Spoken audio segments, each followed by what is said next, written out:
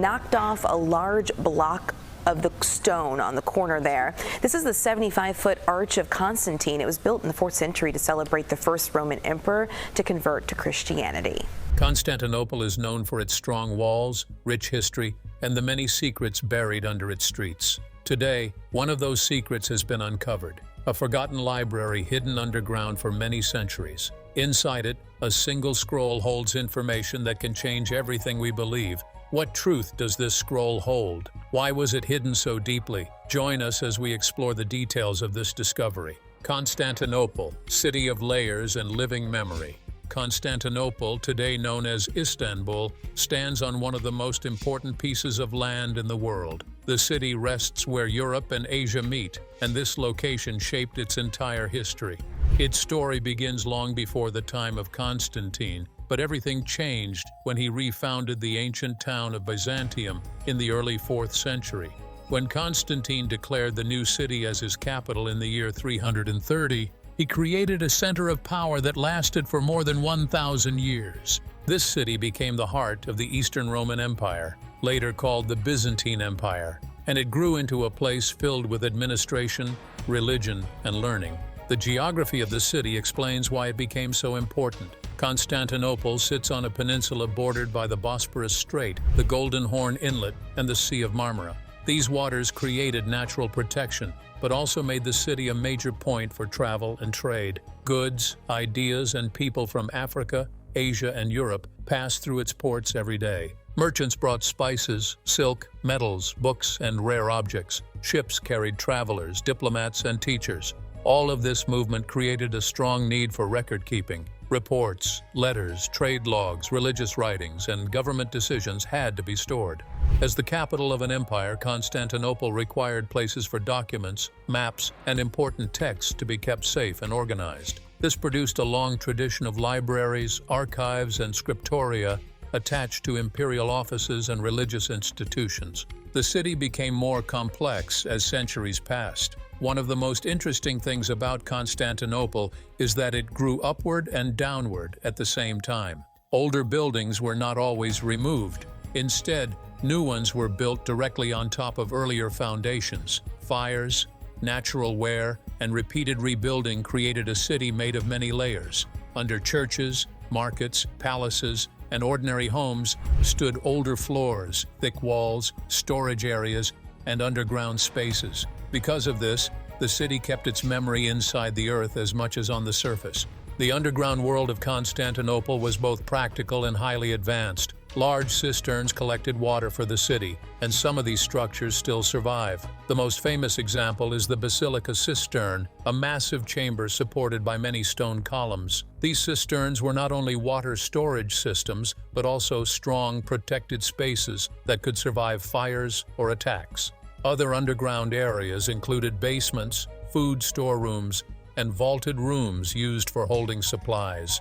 Thick stone ceilings and walls shielded these spaces from heat, weather, and natural damage. This made them ideal for storing delicate items like books, scrolls, and documents. People living in Constantinople came from many backgrounds. Imperial officials worked in government buildings, preparing laws and reports. Clergy members served in churches, teaching and preserving religious knowledge. Scribes copied texts and organized collections of writings. Merchants sold goods from far regions. Craftsmen produced tools, jewelry, and everyday items. Monastic communities created centers of spiritual study. Each group played a role in shaping the city's culture. Many of them needed access to books, reports, and teaching materials. So the demand for written knowledge remained strong across every century. Scribes and scholars formed an essential part of this world. They worked in places where books were copied and stored. These workers helped preserve classical Greek literature, religious writings, medical works, and scientific studies. Monasteries trained copyists who were skilled in careful handwriting. Imperial institutions used educated officials who kept government materials in order. Churches held theological texts that guided worship and teaching. As a result, Constantinople grew into a place where learning and preservation were woven into daily life. The city's long history created layers of memory. Buildings changed, but the habit of storing and protecting knowledge never disappeared. Libraries and scriptoria attached to imperial offices, churches, and monasteries collected works that came from different eras. The Byzantine state kept legal texts, diplomatic papers, and administrative manuals.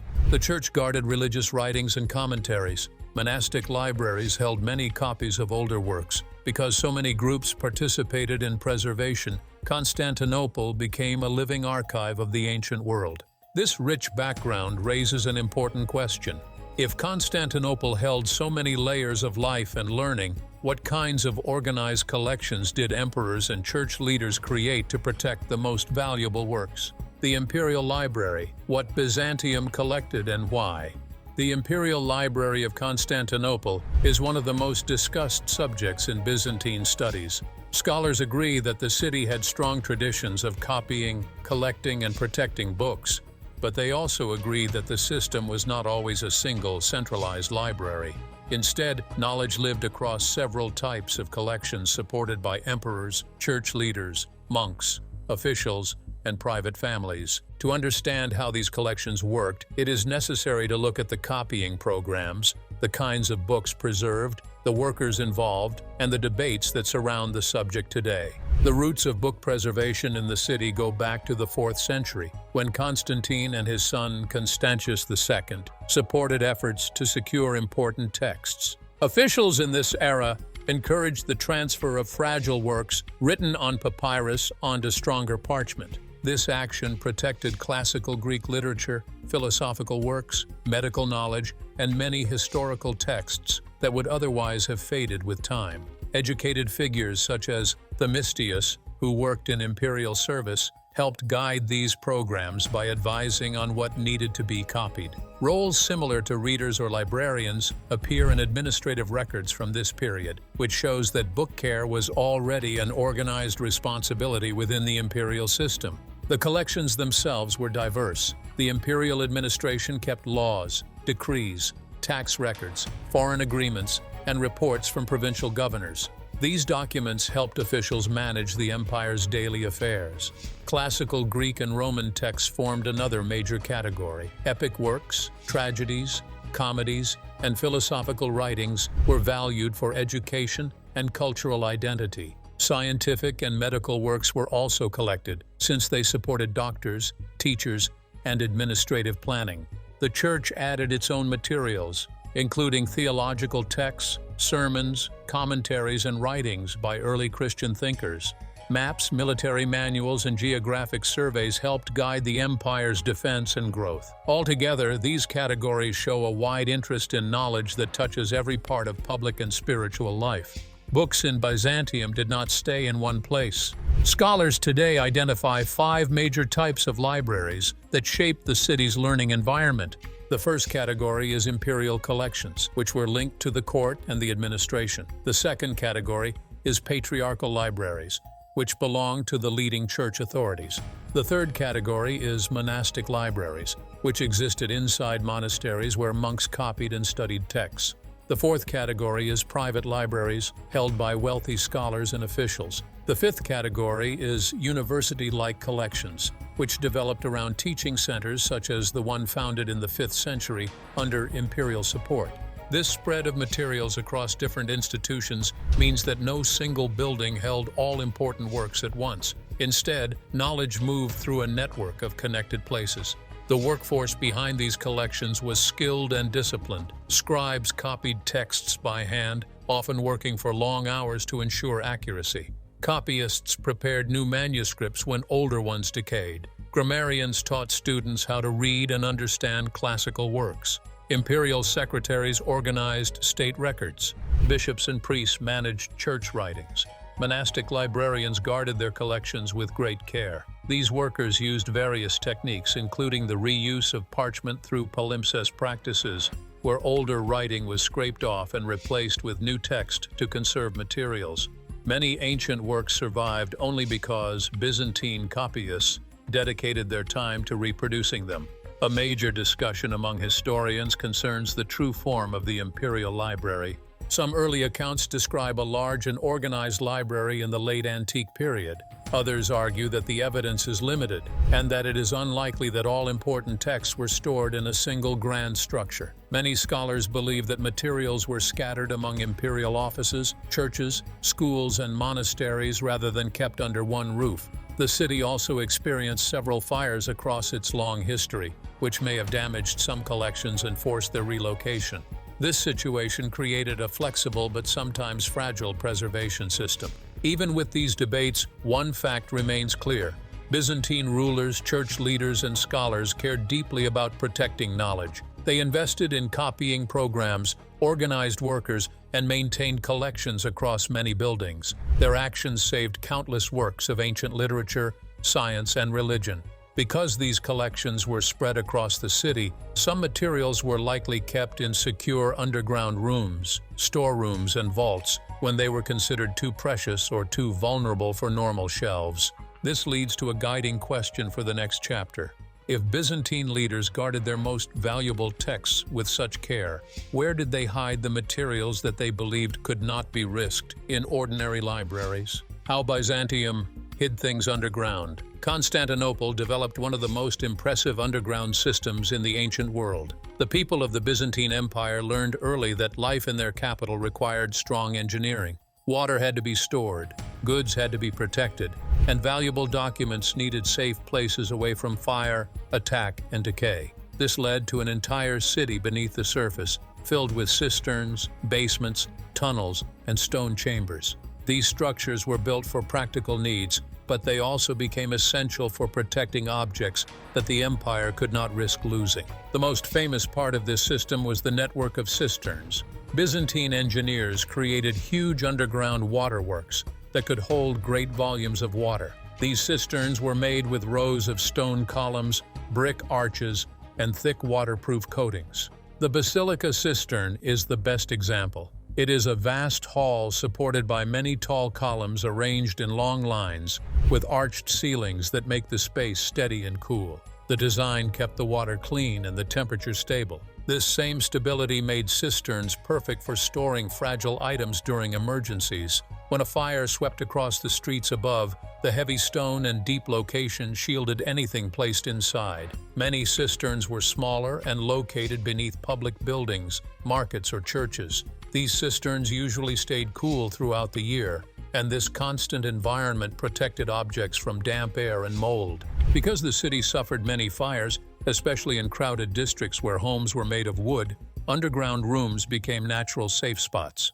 Fragile scrolls, parchment manuscripts, icons, and ceremonial objects could survive underground, even when the buildings above them burned or collapsed. Beyond cisterns, Constantinople had countless basements and vaulted storerooms, public baths, markets, large houses, commercial buildings, and imperial structures often kept storage rooms beneath their floors. These rooms had thick walls, narrow entrances, and deep foundations. Archivists and officials sometimes placed records or valuable objects in these basements during dangerous times. Subterranean rooms in palaces were even stronger. They were built with layers of stone and brick that resisted heat and pressure. Some of these vaults were sealed with metal doors or heavy stone slabs, especially when important items had to be protected during sieges.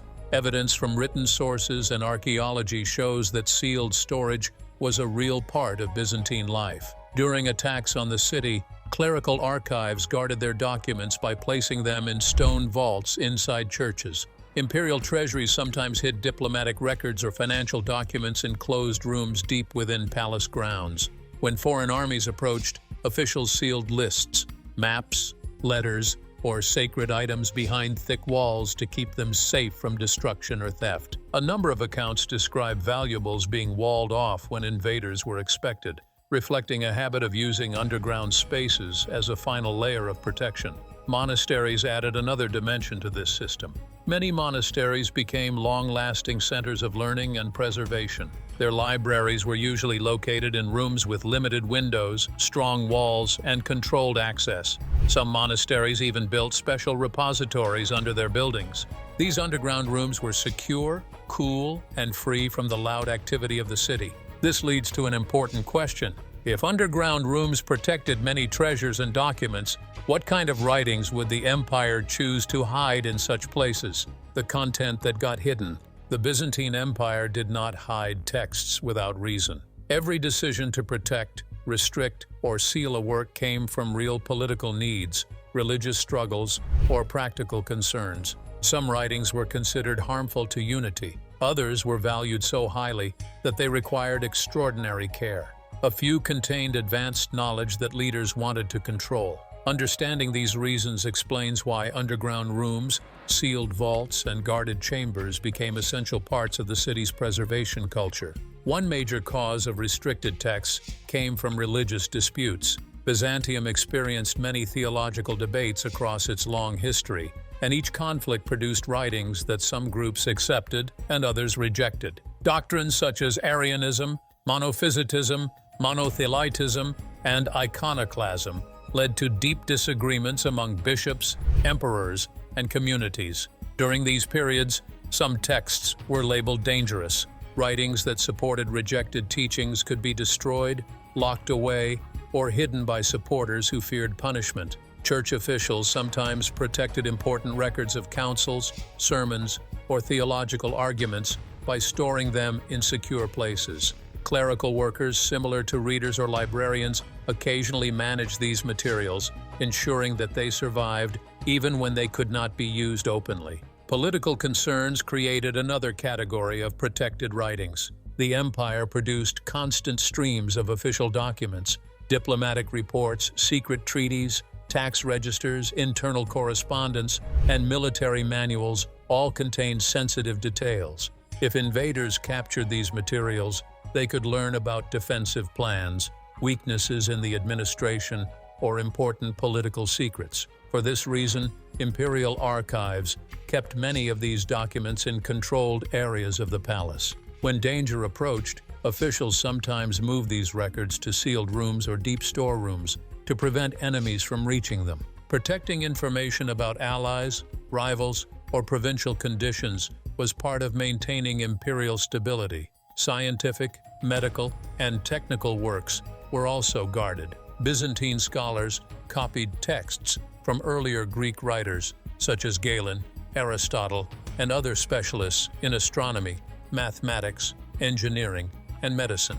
These works had great practical value. Knowledge about healing, surgery, measurement, navigation, or mechanics could give the empire advantages in health, administration, and warfare. Some of these manuscripts were kept in controlled environments, not because they were forbidden, but because they were too important to risk damage. Advanced tables for astronomy or complex medical manuals were often safeguarded in strong rooms that protected them from decay. A different kind of hidden text came from the use of palimpsests. Because parchment was expensive, scribes sometimes scraped older writing from a page to prepare it for new text. While this destroyed the original writing at the surface, traces of the older text remained underneath.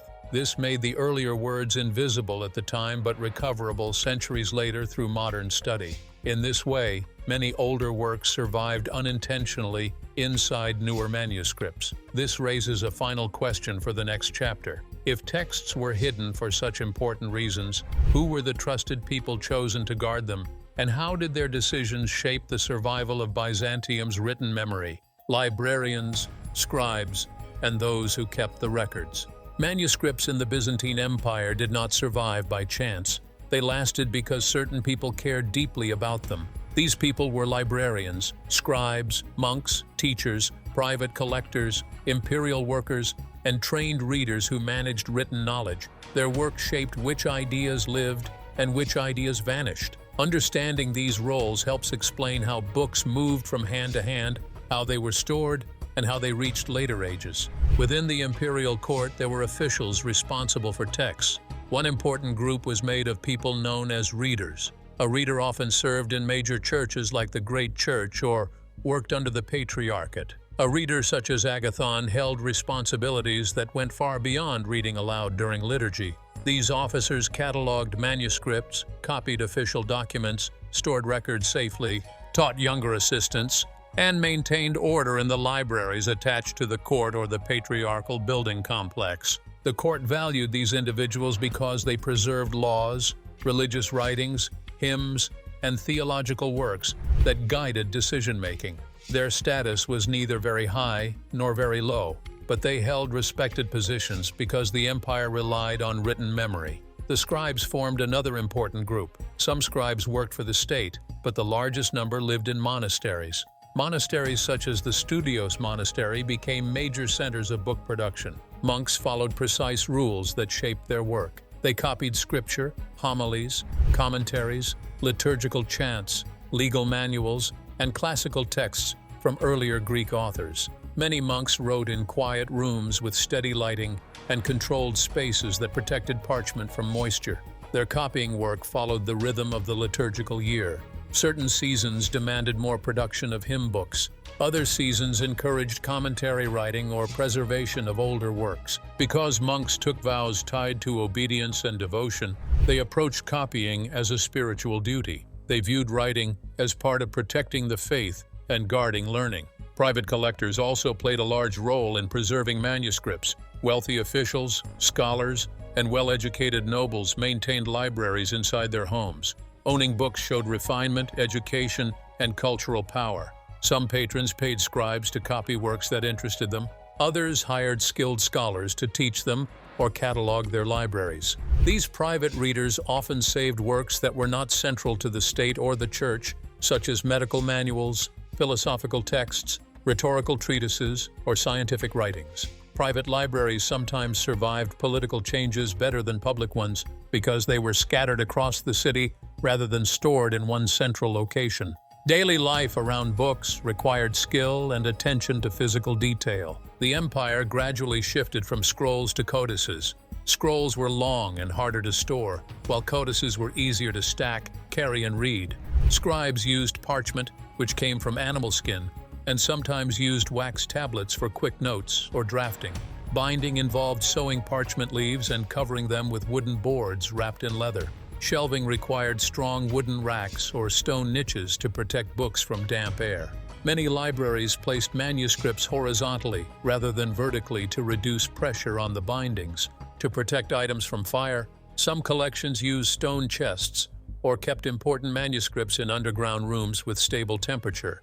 This brings forward an important question for the next chapter. If these human guardians protected manuscripts with care, what happened to these collections when emperors fell, when fires swept through the city, when rulers changed, or when the city was finally sacked? Violence, theft, and the long decline.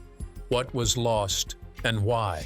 The history of Byzantine manuscripts is also a history of loss. Fires, invasions, political changes, and simple neglect shaped which works survived and which disappeared. The destruction happened slowly across many centuries, not only during famous disasters. By looking closely at these events, it becomes clear why so much material vanished and why surviving works are so precious today. One major cause of loss was fire. Constantinople suffered many fires over its long history. Some of these fires spread rapidly because the city had many wooden houses.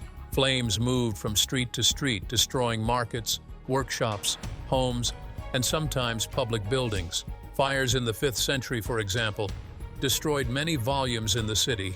Similar disasters occurred in later centuries. Libraries burned because flames were difficult to control, and once a blaze reached a building filled with parchment, much of it could vanish within hours. Even strong stone structures could lose their collections if heat damaged shelves or melted bindings. Fire remained a constant threat for as long as the city stood.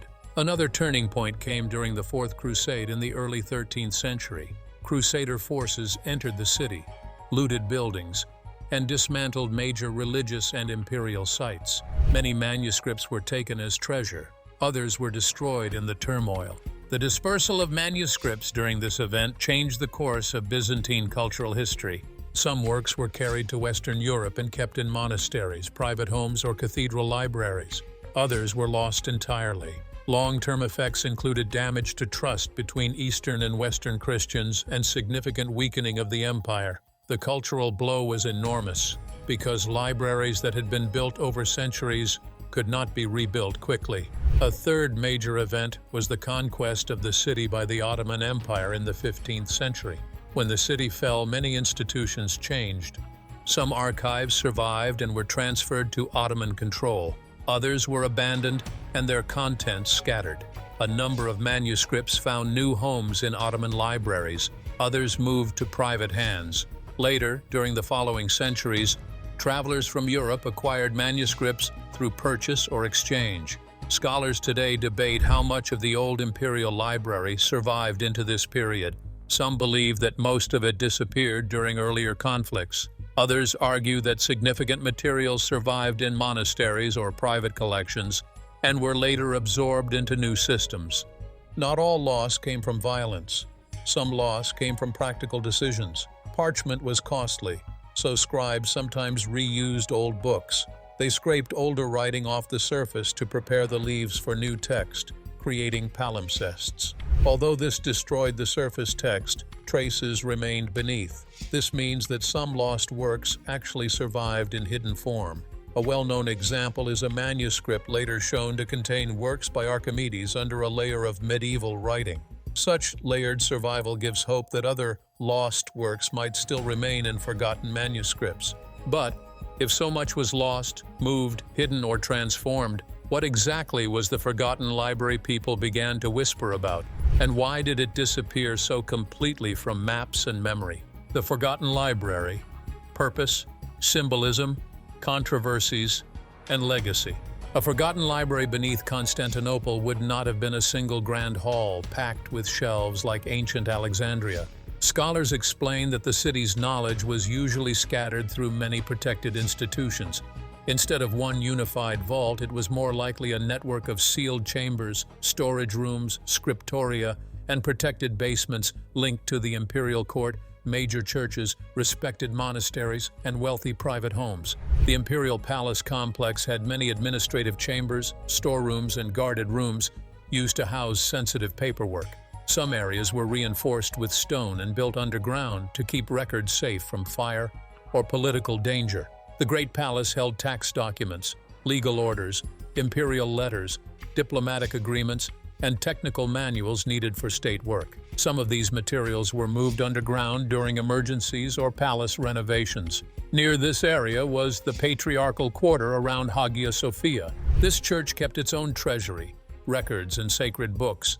Under its buildings, small sealed rooms or thick-walled basements could have sheltered old manuscripts, relic registers, and rare writings that needed protection from humidity and conflict. Monasteries such as studios kept stable libraries for copying and teaching. Many had stone storage rooms beneath the main halls where monks stored manuscripts during storms, unrest, or enemy attacks. Some rooms were locked for long periods and forgotten after changes in leadership or after disasters weakened the buildings above them. Private scholars also stored books in underground rooms attached to their homes, especially when they owned rare works or fragile parchment. When earthquakes, fires, or rebuilding buried these areas, entire collections could vanish from memory. A forgotten library beneath the city could easily have been a mix of these spaces, layers of hidden rooms belonging to different ages, locked for safety, and then slowly lost through time. The purpose of such a hidden archive was practical and symbolic at the same time. The empire relied on careful record-keeping, so underground chambers protected legal texts, state codes, and diplomatic material. The military used technical manuals, maps, and engineering instructions that needed secure storage. Churches preserved liturgical books, hymn collections, theological writings, and sacred objects that required a stable, dry environment. Some texts were hidden because they dealt with sensitive debates or banned ideas. Others were rare copies of classical works kept for study, but not needed for daily use. Underground storage provided protection against invaders, fire, and theft, while keeping sensitive material far from public view. Symbolically, these rooms stood for the empire's duty to guard knowledge. Byzantium saw itself as a bridge between the ancient world and the Christian era. To preserve books was to preserve identity. Underground chambers acted like silent witnesses of continuity, linking Roman learning with medieval scholarship. They showed the empire's belief that wisdom gave strength and legitimacy. Emperors wanted to be seen as protectors of tradition, and controlling important texts helped them project authority and stability. The people who guarded these hidden collections came from several roles. Imperial librarians and readers managed palace texts, cataloged documents, and supervised copying. Patriarchal clerics kept church records and guarded the religious writings that shaped belief and law.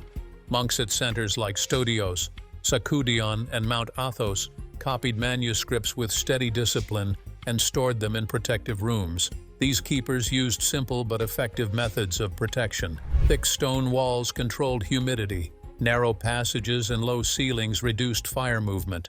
Heavy doors, metal locks, clay seals, and coded markings restricted access. Only trusted personnel could enter. During danger, scribes wrapped manuscripts in cloth or parchment covers, stacked them inside chests, placed them in corners where temperature was most stable, and sealed the chambers. Guardianship demanded patience and loyalty. Some scribes worked for many years on the same texts. Others kept private knowledge of secret rooms so that enemies could not find them. Their quiet, careful labor is the reason many writings survived until modern times. Controversies around a forgotten library would be both ancient and modern. Historically, emperors sometimes removed or destroyed writings they believed were dangerous. Church debates led to the suppression of certain theological texts. Some scholars claim that sensitive documents were sealed away to avoid public unrest, while others argue they were burned to prevent confusion. There were disagreements between state and church about who controlled important manuscripts, and some inventories remain incomplete or disputed. Modern controversies center on ownership. When buried manuscripts appear, questions arise about who has the right to claim them. Nations argue that items tied to cultural history belong in local institutions. Scholars call for open access so the world can study them. Museums debate whether to return manuscripts taken during earlier periods of collecting. Conservation specialists worry about preservation because parchment and ink can be extremely fragile when exposed after centuries underground. These issues show that a forgotten library carries both historical weight and modern responsibility. The idea of a hidden Byzantine archive has influenced scholars for many generations. It symbolizes the quiet strength of preservation and the possibility that unknown works may still rest beneath the city. Byzantine copies carried classical literature into later centuries, supporting the growth of learning in the Renaissance. Rediscovered palimpsests and manuscripts helped reconstruct ancient science, mathematics, and philosophy. If a city that guarded knowledge for more than 15 centuries still hides silent rooms filled with memory, what truths might still wait in the quiet darkness, waiting for the right hands to lift them into the light? If you enjoyed this video, like and subscribe, and also click the next video shown on your screen.